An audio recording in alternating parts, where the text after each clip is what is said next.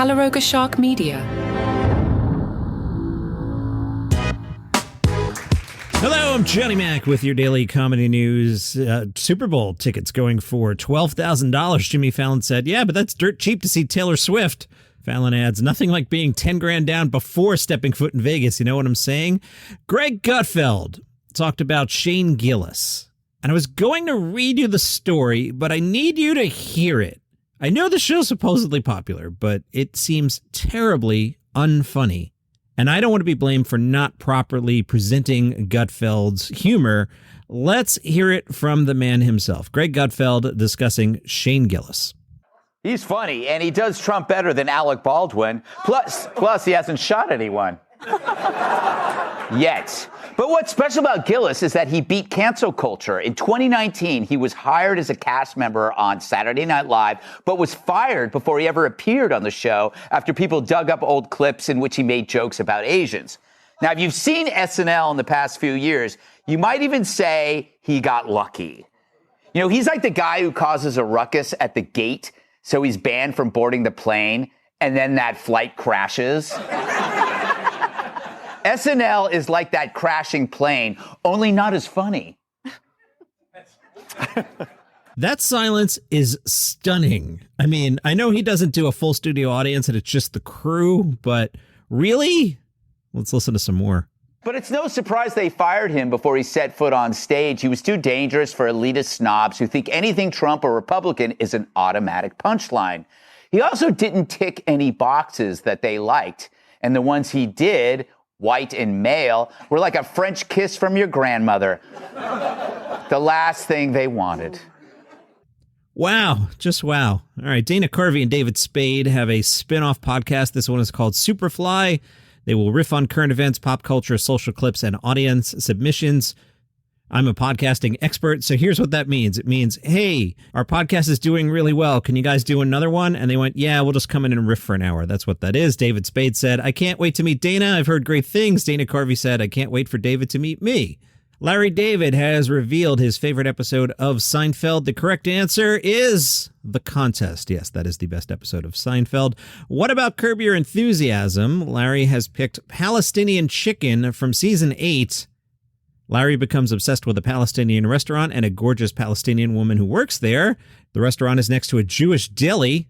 Larry, the character, tells Jeff Green, the character, this would be a fantastic place for Jews who are cheating on their spouses to come to because no Jews would ever come here. They'd be so safe. Curb Your Enthusiasm back tomorrow night. Also tomorrow night, the Grammys. Trevor Noah is your host, in case you didn't hear. He spoke with E.T. online and says even though he's hosted it 4 times, I'm still nervous. Every single time, it's the same amount of nerve, same amount of excitement and anticipation. And I think I can see why I'm nervous. When you look at the lineup, all the performers are going to be on. You know, you don't want to be the person who messes that thing up.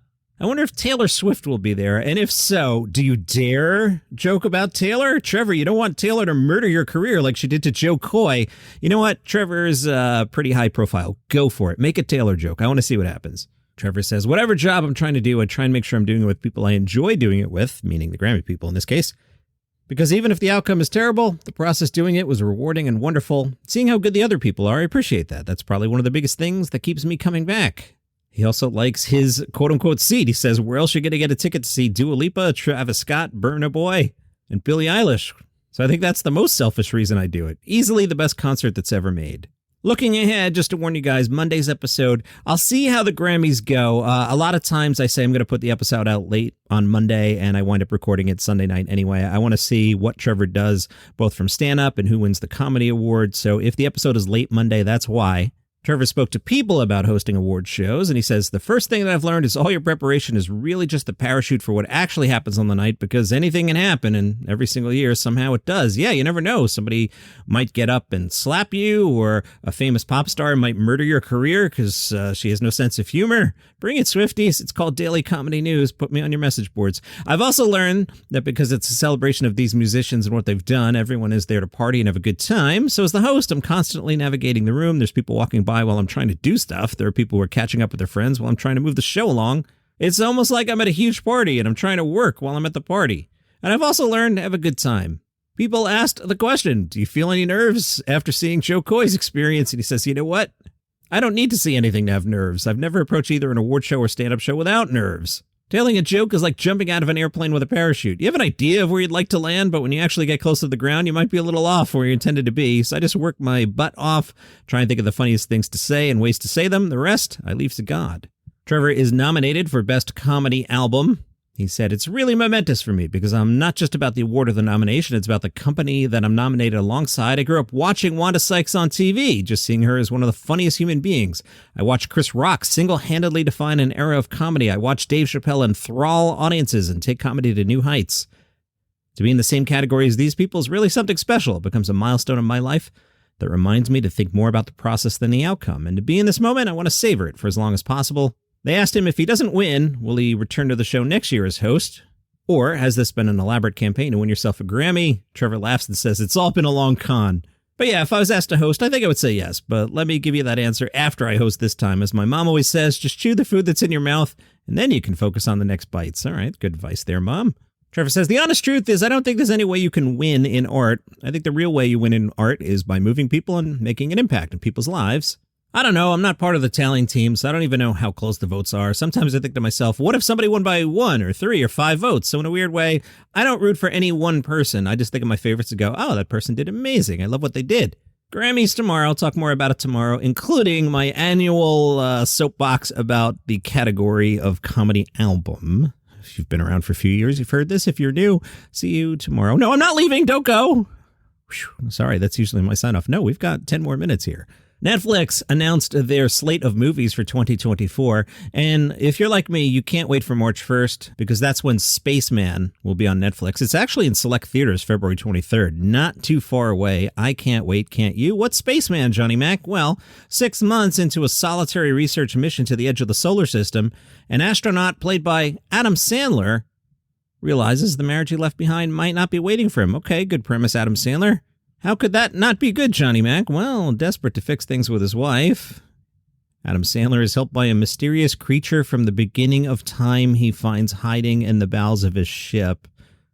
The mysterious alien from the beginning of time works with Adam Sandler to make sense of what went wrong before it's too late. How could that not be good?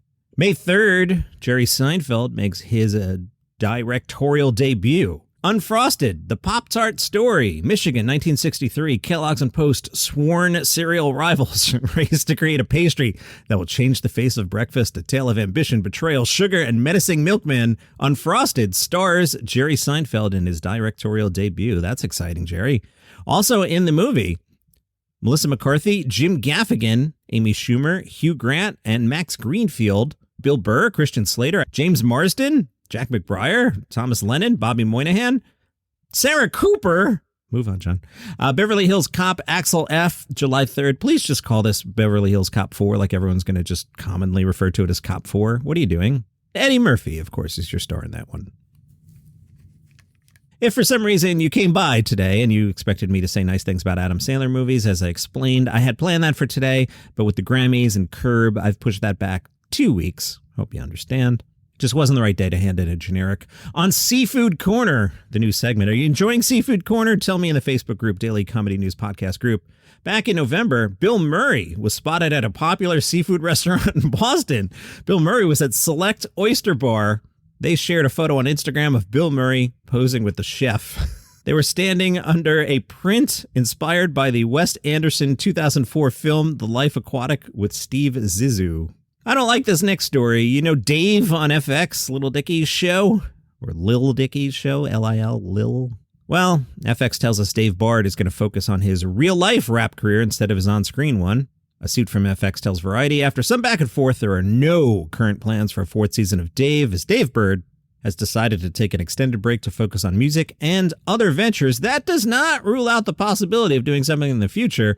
We're excited that our partnership with Dave will continue as he develops future projects for us through his overall production deal with FXP. Too bad. Really good show. From lowkickmma.com, your home for comedy news, Brendan Schaub is taking a time out from stand-up to focus on his family. Brendan revealed that his baby daughter was hospitalized and being prepped to undergo emergency surgery. The procedure went as planned on his podcast, The Schaub Show. Brendan revealed he'll be walking away from stand-up comedy to focus on his family. He left the door open for some local gigs, but he says his days of traveling across and out of the country are done for the time being.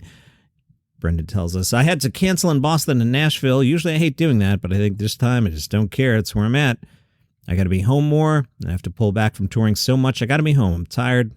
I've been hustling for over 12 years. I'm not going to stop doing the podcast, but as far as the plane rides and stuff, I got to chill out, maybe do some spots in LA, SoCal, but going international or going across the United States ain't happening right now. Going to take a break from that, just focus on family and do my thing. That makes a lot of sense to me, and I hope your daughter and your family are doing well. Laurie Kilmartin has a new special out on video on demand. That's got to be tough, right? Because, just about everybody has Netflix, and there are so many free YouTube specials. So, Laurie Kilmartin, wonderful comedian, but not quite Dave Chappelle in terms of household name. You got to ask people to go find this thing on VOD. That's a bit of an ask. Anyway, the LA Times caught up with Laurie. She told the Times, this is a generalization, but men get into stand-up to get laid. Women get into stand-up to be heard. So the reasons we're at these comedy clubs are very, very different. On the road, I didn't hang out, and that really hurts your career as a comic. I didn't feel safe. I would do my set and leave. If you connect with the bookers and hang out, they like you more, they bring you back more, so making sure you're safe will also slow down your career. You may have heard the LA Times laid off a lot of people recently. I'm wondering if their comedy coverage will continue to be excellent. It has been really good over the past few years, so I hope they don't cut back on that. There's also a guy who was writing down in Philly. I can't remember his name. He had good stuff. I haven't seen anything from him in a while, and I don't even remember his name or what website it was, but it talked a lot about people or comedians passing through Philadelphia suburbs anyway. I hope that guy's all right as well. And we started with Fox. Let's end with Fox.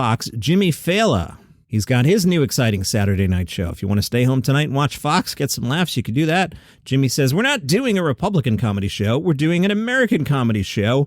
Forbes then commented, no one's bothered to ask him if he thinks Democrats count as Americans. I mean, the truth is, I think in a lot of ways, late night talk shows are packaged in one way that's denying us common culture. He pointed out back in the day, the Tonight Show with Johnny Carson was bipartisan. Jimmy said, for a long stretch there, late night was where we put our differences aside. And now I feel like our differences are the lead on every late night show. I mean, if you watch Colbert, we're going to talk a lot about Trump voters, and the same would go for something like Kimmel. For me, politics aside, if you look at presidential comedy, like when Obama was president, nobody ever really nailed the definitive Obama impression. And there wasn't too much that was funny about Obama. So presidential humor kind of went away. Whereas during George W. Bush, it was Biden's not funny. I mean, Stephen Colbert will put on sunglasses. That's not really funny. You can make old jokes. Old jokes are fun, but they're really old jokes. They're not really about Biden jokes. Whereas former President Trump tends to get into, I'll call them capers. So there's usually something to joke about. That's my point of view on that. We've only got 2 days left at Sketchfest out in San Francisco. Let's see what's going on today. 3 o'clock, Off Book, the improvised musical. That's sold out. That is also a podcast, a fantastic podcast. Also sold out. Comedian Feud. Open Mike Eagle, Blair Sochi. Let's see who else is on that we know. Paul F. Tompkins, Shazir Zamata. The comedians will feud it out in the style of the classic game show. Don't want to step on anyone's trademarks there, but you know what they're doing. 7 o'clock, the Groundlings are sold out. A lot of sellouts today. The George Lucas Talk Show, that's also a fun video podcast. Moshe Kasher's Subculture Vulture, an evening in 6 scenes. Join Moshe and friends for an evening of comedy and conversation broken down into 6 sections: raves, Burning Man, sobriety, the deaf community, Judaism, and stand-up comedy. 6 chapters, 6 scenes, 6 moderators, controlled chaos. On that bill, DJ Demers, he is very funny, probably off your radar. I've been playing him on the Live One show that I host, which is called The Weekly Comedy Thing, and new episodes every Monday. Guy Brainham, Kamal's on that show. That's a good show. 8 o'clock, Mark Maron. Also at 8 o'clock, Todd Barry. Pick your pleasure there. Love both those artists. 9:30, Improvised Shakespeare, Groundlings, Brian Posehn, Filipino AF with about 10 comedians. That's sold out. 9:45, Fun Voices with Ron Funches and Blair Sochi, and some other shows. All right, if we were in San Francisco today, 3 o'clock, I would go to Off Book, the improvised musical, because I am a fan of that podcast. Comedian Feud seems like fun. Let's do Off Book, something different. 7 o'clock, I would go see Moshe Kasher because I want to see DJ Demers in person. That means we'll skip both Mark Maron and Todd Barry. So here's my thing about comedy festivals. If you've been listening for a while, you've heard this before. Do I love Mark Maron? Yeah. Do I love Todd Barry? Yeah. I had that as the number 1 or 2 special last year. But I can stay home and hit play and see an hour of Mark Maron or an hour of Todd Barry. Whereas, say, if we hit the Moshe Kasher thing, I'm not going to be able to just see that on Netflix. You know what I'm saying? So when I go to the festivals, I like to explore a little bit. That said, if we're free at 9:30, I dig Brian Posehn. I'd like to go see him. John, you just contradicted yourself. I know. 800poundgorilla.com reviewed some shows they were at recently. They said Dave Hill, Caveman in a Spaceship. They wrote, spoilers, when Dave Hill hit the stage, it became clear going in blind was the right call. All right, I'm going to blow this up for you. Spoilers, spoilers, spoilers. Back by fire on a projection screen, Dave Hill, dressed in a blue denim jumpsuit, brandished nunchucks, and started shredding on guitar, all within the first 60 seconds. That tells you everything you need to know what you're in for. The gorilla also saw Doug Loves Movies. Kind of a generic review here. He has a knack for surrounding himself with amazing panelists talking about all things movies, and this show is no exception. And they also caught Celebrity Autobiography. Group of celebrities take turns reading passages from autobiographies by other celebrities. You'd be amazed at how quickly something that wasn't intended to be funny becomes hysterical once you take it out of context. Thomas Lennon was on that show, so was Dulce Sloan. And Lorraine Newman, that's cool. Oh, I was going to bump this next story, but since I name-checked Lorraine Newman, it fits right into this. That movie, SNL 1975, they have cast the not ready for primetime players. Corey Michael Smith plays Chevy Chase. You may know Corey from Gotham. Matt Wood from SpongeBob SquarePants Broadway run is John Belushi. Lamorne Morris from New Girl and Fargo plays Garrett Morris. Dylan O'Brien from Maze Runner and Teen Wolf is Dan Aykroyd. Ella Hunt from Dickinson is Gilda Radner. Emily Farron from The Responder is Lorraine Newman. See what I did there? And Kim Matsula from LA to Vegas is Jane Curtin. And that is your comedy news for today. If you enjoy the program, by the way, the numbers have been really good like the last 2 weeks. I really appreciate you all. I love you all, except Mike in Cleveland, who I just like as a friend. He knows that. He understands. He's at Joe Gatto's comedy show anyway. But the numbers have been great, so really appreciate that. Tell a friend about it. They might like it too. Let's grow this thing together. I really appreciate the help there, and I'll see you tomorrow.